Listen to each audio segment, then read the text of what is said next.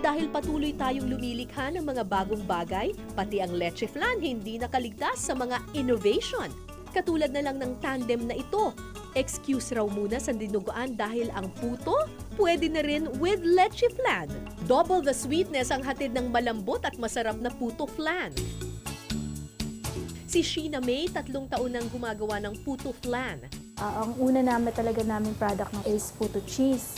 Gusto kong magkaroon ng another products. 5 beses ko siya ginawa kung paano nga yun pagdidikitin. So, after 5 tries, naging perfect naman yung pagkakagawa ko.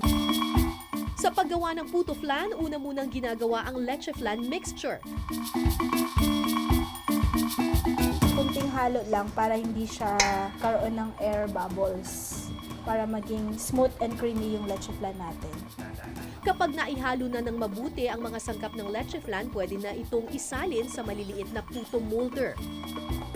Kalahati lang ng molde ang lalagyan para may espasyo pa para sa puto mixture sa ibabaw. Ang isinaling leche flan mixture pwede nang ilagay sa steamer. Habang naghihintay tayo ng 5 to 7 minutes para maluto ang leche flan, ihahanda naman natin ang puto mixture. Halo muna natin lahat ng dry ingredients. Cake flour, baking powder, tsaka powdered milk. Haluin muna natin. Tapos, lagyan natin ng 3 cups of water. Bilin ni Sheena May, siguraduhing nahalo ng mabuti at walang namumuong mga sangkap para maging magandang pag-alsa ng puto. Ganito na po yung itsura ng leche flan. So, dapat malamig muna siya bago nyo siya papatungan ng puto mixture.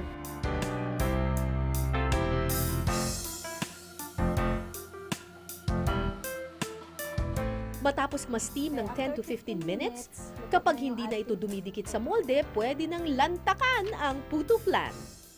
Bukod sa classic puto flavor, meron na rin silang pandan, strawberry at mocha flavor.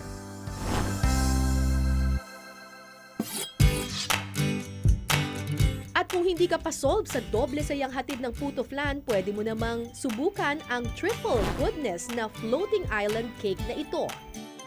May ube halaya, leche flan, topped with brazo de Mercedes. 1 taon na mula nang magsimulang gumawa ng floating island cake si Anne. Sa isang aluminum baking pan, una munang inilalagay ang ube halaya bilang base ng cake. Kailangan po ma-flat natin para paglagay po natin yung susunod na mixture, hindi po siya bukol-bukol. Kapag all set na ang halaya, pwede nang ipatong ang leche flan mixture. Tapos kuha lang po tayo ng foil para i-cover po siya. Pwede na po natin siyang isalang sa steamer. Nasa 20 to 30 minutes po. Ang panghuli at kukumpleto sa ating floating island cake, ang brazo de Mercedes o meringue frosting sa ibabaw.